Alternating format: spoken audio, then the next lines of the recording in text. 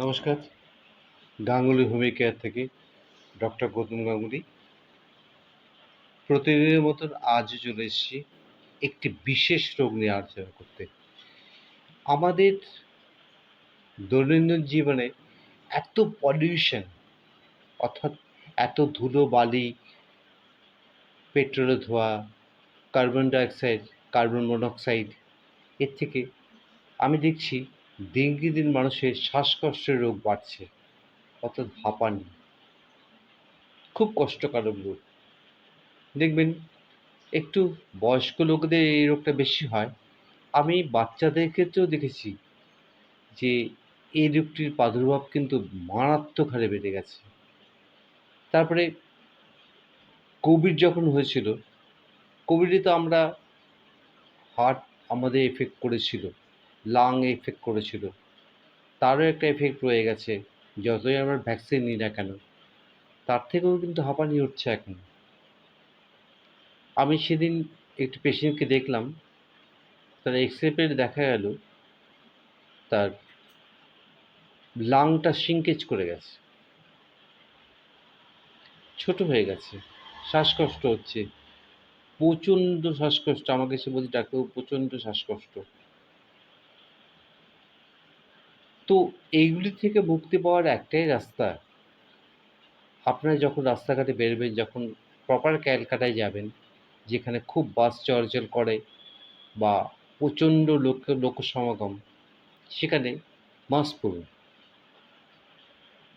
আপনাকে কিন্তু অনেকটা সহায়তা করবে এই রোগ থেকে মুক্তি পাওয়ার জন্য। রোগটি তো হাঁপানি, শ্বাসকষ্ট। আমি এমন পেশেন্ট দেখেছি সারা রাত বসে আছে, বসে বসে ঘুমাচ্ছে। আমি তাকে জিজ্ঞেস করলাম, কেন বসে বসে ঘুমাচ্ছেন? বলল, রাত্রে বিছানায় বালিশে মাথা রাখলে শ্বাসকষ্ট আরও বেশি হচ্ছে, তাই বসে আছি, একটু কম লাগছে। এতে কিন্তু পেশেন্ট রিলিফ পাচ্ছে। আমি চ্যালেঞ্জ করে বলবো, এই হাঁপানি আমি সারাবো।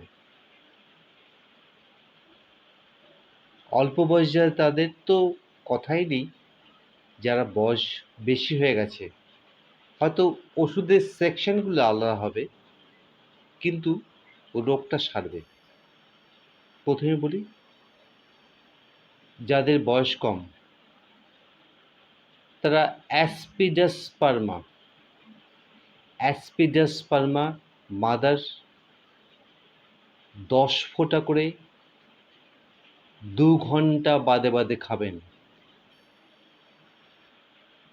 অ্যাসপিডাসপার্মা কী করে, আমি যখন করোনা চলছিল তখন অনেককেই অ্যাসপিডাসপার্মা প্রেসক্রাইব করেছিলাম যাদের শ্বাসকষ্ট আছে, সঙ্গে আর্সেনিক আলবা ইউজ করেছিলাম। আমি কিন্তু হাতে হাতে ফল পেয়েছি। করোনা কিন্তু কমে গেছিল। 1 দিন 2 দিন থেকে করোনা কিন্তু কমে গেছিল এবং তাদের কিন্তু লাংয়ে খুব একটা এফেক্ট করতে পারে নাই।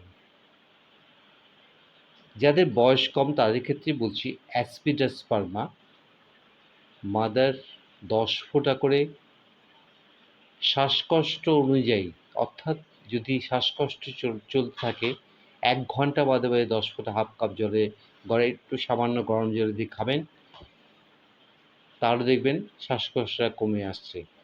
যেই শ্বাসকষ্ট কমে যাবে গিয়ে, সঙ্গে সঙ্গে ওষুধটা বন্ধ করে দিতে হবে। আরেকটি ওষুধের নাম বলছি, ব্লাটাওরি। এটাও 10 ফোঁটা হাফ কাপ জলে, হাফ কাপ উষ্ণ গরম জলে 1 ঘন্টা বাদে বাদে খেতে হবে। এটা যাদের বয়স কম তাদের ক্ষেত্রে বলছি। ব্লাটাওরি মাদার 10 ফোঁটা করে হাফ কাপ উষ্ণ গরম জলের সঙ্গে 1 ঘন্টা বাদে বাদে খেতে হবে। অর্থাৎ অ্যাসপিডাসপার্মা আর ব্লাটাওরি অল্টার করে খাবেন। একবার অ্যাসপিডাসপার্মা, একবার ব্লাটাওরি, একবার অ্যাসপিডাসপার্মা, একবার ব্লাটাওরি। 1 ঘন্টা বাদে অল্টার করে খাবেন হাফ কাপ উষ্ণ গরম জলের সঙ্গে। দেখবেন আপনি রিলিফ পেয়েছেন। যেই রিলিফ পাবেন সঙ্গে সঙ্গে ওষুধটা বন্ধ করে দেবেন, নাহলে কিন্তু আপনার শ্বাসকষ্ট আরও বাড়িয়ে দেবে। এবার যারা একটু বয়স্ক, অ্যাবভ 60-65, প্রচণ্ড শ্বাসকষ্ট, ঘুমাতে পারছে না, বাড়ির লোককে ঘুমোতে দিচ্ছে না, তার তো প্রচণ্ড কষ্ট হচ্ছে, সেই জন্য সে এরকম করছে। উঁচু করে বালিশে শোয়াবেন। দেখবেন হসপিটালে গিয়ে লক্ষ্য করে দেখবেন এসব শ্বাসকষ্ট রোগীদের বেডটাকে না উঁচু করে রাখে, ওদের পাম্পিং করে বেডটা মাথার দিকে উঁচু করে রাখে, যাতে বডিটা এরকম থাকে। তাতে কি হয়, আমাদের শ্বাসযন্ত্রটা স্ট্রেট থাকে, ফলে শ্বাস নিতে অনেক রিলিফ পায়। তাছাড়া মুখে মাস্ক দেওয়া হয়, অক্সিজেন দেওয়া হয়, শ্বাসকষ্ট কমে যায়। তার সঙ্গে তো অনেক রকমের ইঞ্জেকশন পুশ করা হয় যাতে শ্বাসকষ্ট কমে যায়, কিন্তু আমাদের হোমিওপ্যাথিতে সেটা চলবে না, আমাদের ওষুধ খেয়ে সেটাকে কমাতে হবে। বয়স্ক রোগীদের ক্ষেত্রে আমি দেখেছি সেনেগ্রার মাদার খুব ভালো কাজ দেয়। ওই 10 ফোঁটা করে 1 ঘন্টা বাদে বাদে, অথবা জাস্টিসিয়া মাদার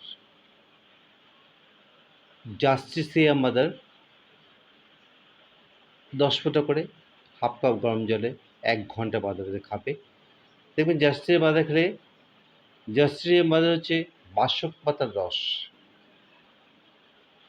এই বাসক পাতার রসটাকে আমরা বলি জাস্টিসিয়া মাদার, আমাদের হোমিওপ্যাথি ওষুধ হিসাবে। জাস্টিসিয়া মাদার খেলে কি হবে, আপনার শ্বাসকষ্টটা কমে যাবে, বুকে বসা কফগুলি বেরিয়ে যাবে। তার সঙ্গে যাদের বুকে কফ বসে থাকে,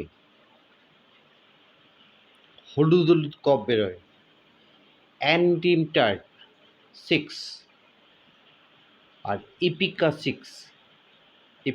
6, এই দুটো ওষুধ অল্টার করবে সকাল বিকেল দুপুর রাত্রি।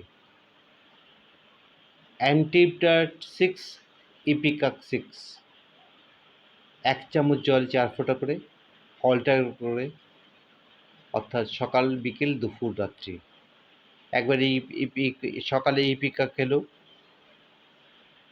তারপরে 1 ঘন্টা বাদে অ্যান্টিনটার, আবার ইপিকা, আবার অ্যান্টিনটার, এইভাবে 4 বার খেতে হবে।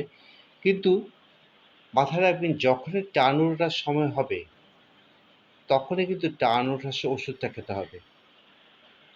10 ফোঁটা করে হাফ কাপ গরম জলে দিয়ে, যেটা বললাম সেনেগ্রা,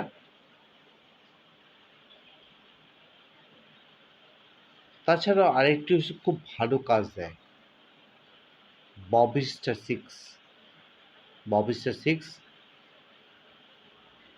6 খেলে অনেক সময় টানের ভাব প্রাদুর্ভাব অনেক কমে যায়।